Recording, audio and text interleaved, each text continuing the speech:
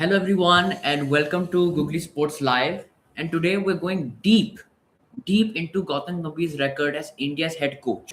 His wins, his defeats, and especially the humiliation in Ireland, the collapse which happened in England, and just the growing noise around his relationship with Rohit Sharma and Virat Kohli, as we have also assessed.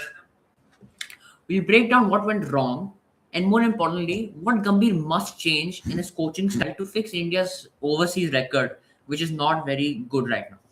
Absolutely, guys. So this is a sort of a repeat telecast of last week. This is the same coach who was hailed as tactical mastermind during India's T20 World Cup win, and now he's being called the weakest overseas coach in the years.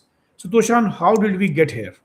Well, we'll cover Gambhir's overall record as a coach, right? The numbers of what's happened so far, the tours of Ireland and England, what went wrong there, the Rohit and Kohli equation, and the dressing room dynamics, because we've seen some quite coincidental things happen when he entered as the head coach, and finally our plan, our like blueprint for how Gambhir can turn around India's overseas record. Absolutely, I think so.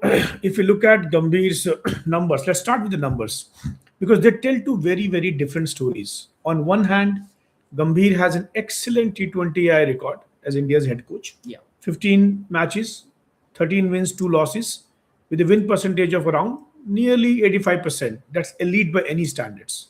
On the other hand, when you stretch beyond that, cracks appear. He has already equaled the highest number of home test defeats for an Indian coach, Yeah. and in a far less time than someone like John Wright.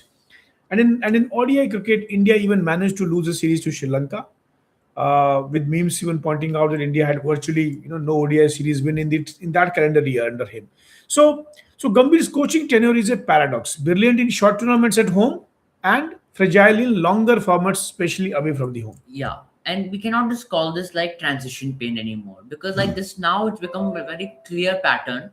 The more time the Indian team spends away from subcontinental conditions like our conditions, maybe Bangladesh, Sri Lanka, as we've mentioned, the more the Gambhir's method will struggle that every ball capitalize. That method is not going to work. And that pattern hit such a big low on the tour that should have been a gentle just warm up for us. The series in Ireland. Absolutely, I think some people call Ireland the humiliation. India went to Ireland as favorites, but this was supposed to be a confidence building tour for a world champion T20 side, even if it was slightly, second string squad.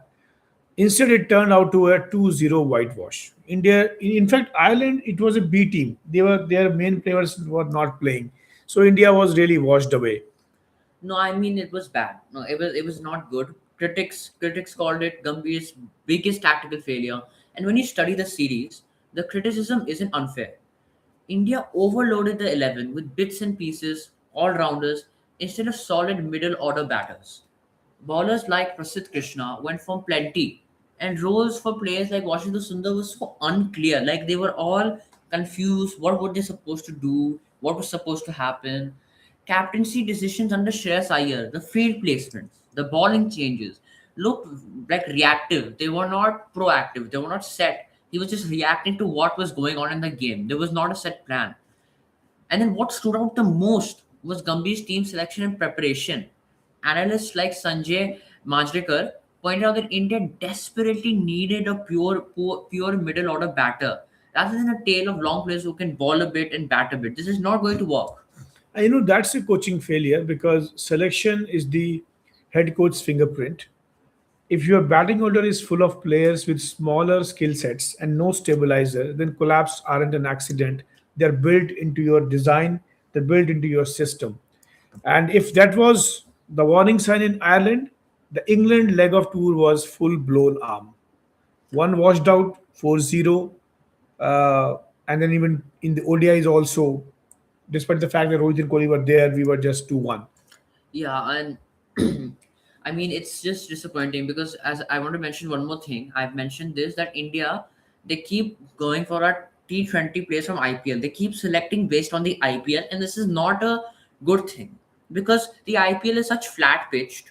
that it's so easy for anyone to hit. Anyone can hit, and then look at what's happening internationally when we go to overseas conditions. So this is one thing which is a problem. We have to stop focusing on only IPL and look at other things. Absolutely, actually. In fact, most of the analysis which has been done around this, they simply analyzed and said that India simply did not adapt. The batting group tried the same high risk, high reward, as you said, those IPL shots, which they do generally on flat pitches, regardless of the conditions in England. Yeah, and then too many batters were being cut.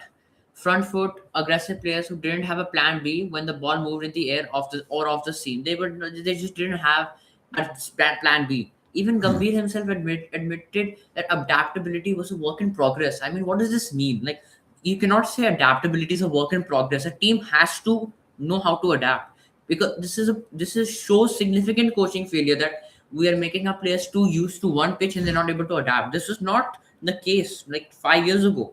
Referencing wind, dimensions, and need to read the game better. Like, I don't understand. He pointed out that in the World Cup, India's middle order could build an anchor in innings, and this was missing in England right there.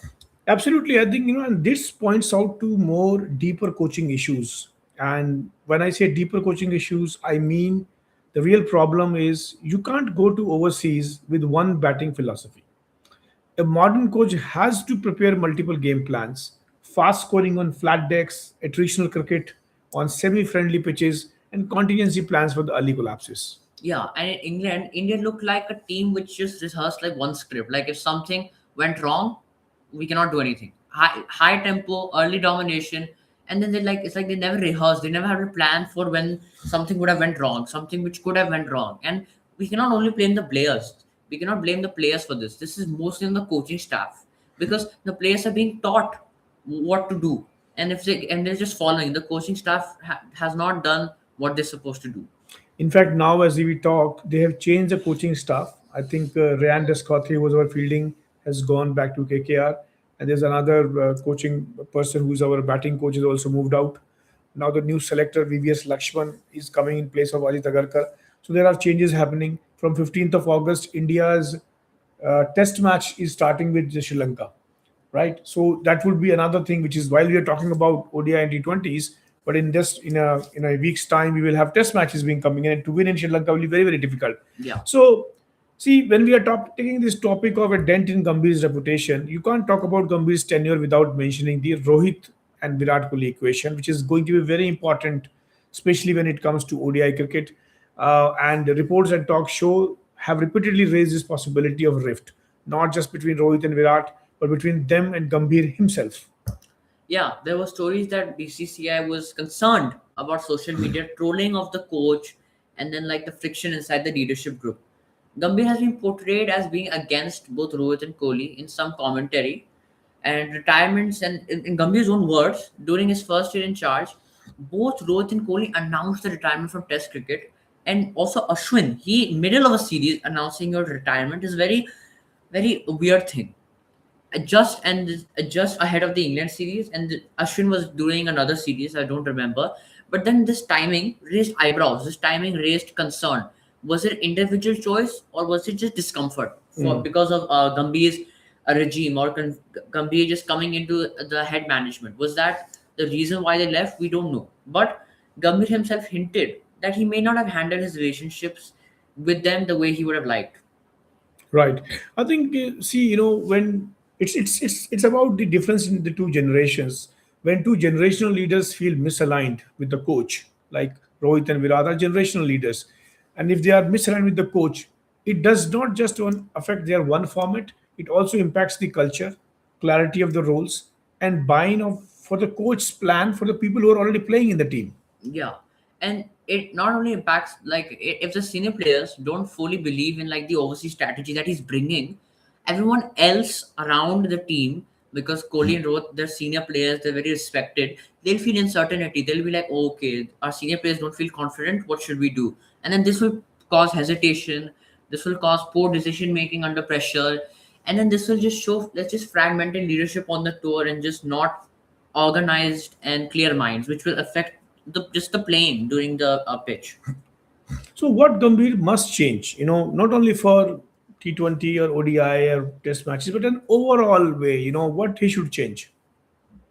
So this is number one, which my dad and I discussed: selection and role clarity. First, selection needs a reset. Overseas, India must prioritize specialists over utility players. And one clear finisher, one clear anchor, one clear power play enforcer, not five players who all can do a bit of everything. That is for sure. Yeah, that's the one of the main things they should do. Gambhir should build horses for courses, which means like he should make a squad which is good for seam friendly 11 for England, a spin heavy 11 for Asia, maybe a mixed skill set 11 for bouncy tracks. He just needs to have multiple players who can do multiple things, not that five players who can do the same thing. This is not going to work, which has been happening for the past 2 years. Yeah, absolutely. I agree that the role clarity and selection, and that is why VVS Lakshman has been brought as a chief selector, changing Ajit Agarkar. Of course, Ajit Agarkar's tenure is finishing, Yeah, but they have not renewed his tenure. yeah. And in Ajit Agarkar's tenure, they have won Champions Trophy, they have won T20 World Cup, but then they have lost many things also. So they have changed to VVS Lakshman, who will bring probably a lot of balance, and we'll probably talk in a different show about VVS Lakshman, Yeah. who will bring a lot of balance in how to choose the right set of players. So selection and role clarity is there, and BCCI has acted by bringing VVS. The announcement is not yet complete, but that is what we are thinking of. Yeah. Second thing is the tactical flexibility and adaptability, which Gambhir was actually famous for. Yeah. He was famous for tactical clarity and flexibility in when he won KKR. He took decisions which really helped them. But what India needs right now is a different approach. So, Toshan, what do you feel what Gautam Gambhir should do in his tactical flexibility? So he mentioned that right now adaptability is in a work in progress. So India need something which like could help the batting. Maybe like a those like batting like robots which help you. Maybe they should have these batting robots or something similar where they can have a like a mode like a high risk scoring when conditions are flat. They should know how to do low risk accumulation when the ball is moving. So like basically Gambhir needs to teach the players the how to change modes, how to change the gears. Okay, if a condition is flat, we go aggressive, or we can counter attack, and if it's low risk, we should accumulate runs and build a partnership. Which has been this gear switching has been lost across the years. After we've seen our senior players retire, Kohli, Rohit, they're one of the only people who do this. Other players have started to do this less and just only do high risk scoring, and it's just not good. And then he must also emphasize this scenario based training, maybe chasing 140 runs on like a quite bouncy pitch, green seamer, maybe defending 145, rebuilding a partnership from 20 runs, 3 wickets down, something like this. But India can rehearse, not just rehearse for, okay, let's try, hope we get a perfect condition. Yes, absolutely. So one was selection. Second is our scenario-based training. Third, I feel is how do you use really your captains and senior players, because coach has to collaborate more with his captain. In Ireland and England, Shreyas Iyer's captaincy looked unsure. That's where Gambhir should step in, and he should create strategies which can be implemented on the field. And with Rohit and Kohli, Gambhir has to actively rebuild the trust, invite them back as mentors for overseas tours, use their experience in overseas conditions. So somewhere he has to. I think looks like he is very good in handling a very young team where Yeah. he can just teach everyone, and then everyone will listen to him just like a teacher. But then there are players of very high stature like Kohli, Rohit, and even Shreyas, etc., or maybe Bumrah, who are so senior that he has to have adopt a more friendly approach with them, and ask them to be a mentor of the team. Yeah, and I agree that he also needs to give the team more freedom, and he should also approach the team as a very like more friendly, so the team also feels safe and more just like free, just nice. Because if the coach is not happy with the team, always like not like you can see Gambhir always serious, never smiling. It can also affect the players as they start feeling underconfident because our coach is never like satisfied with the performance. Now, fourthly, we want to say communication and management. Gambhir's communication style, as I said, blunt, intense, confrontational, and confrontational. We've seen what he's done in pitches. Yeah. It works beautifully with some players, but then it can also affect other players, as I've just said. The heated argument with the oval pitch curator is a reminder of how visible his intensity is, Right. which is a good thing. But there is certain times where you need to be intense, not all the time. Absolutely, I totally agree. Actually, as a head coach of India team, every camera is on you, every media person is on you. You are being watched for all your actions. How do you behave when there is a tough situation in the match? Camera goes on to you. Are you sitting calmly? Are you really exuding confidence? Are you looking panicked? So everything matters, and in that way, his communication and his management of man management is very important. Finally, probably he has to have a long-term overseas blueprint. So, what would be that blueprint from your perspective?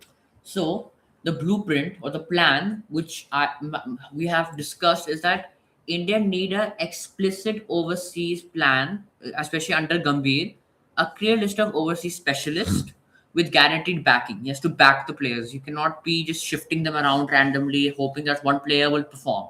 We Right. cannot do this. We have to back the players, let them have some time to develop data driven plans for each place, lengths for ballers, the scoring zones for the batters. They need to analyze the pitch, a leadership group that includes captain, vice captain, and one senior bowler, and just empowered to adjust plans in real time. They have to have multiple plans which they can just implement, adjust.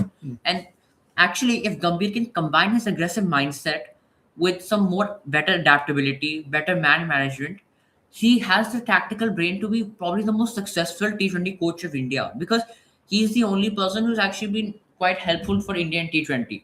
But if overseas tours continue like Ireland and England like this, the narrative will flip from fiery winner to just a home track bully very quickly, which will not be a good look for him. And that is what actually people are generally calling, him to be. So that's what about how the reputation of Gambhir is dented, and now he has a chance to come back on it.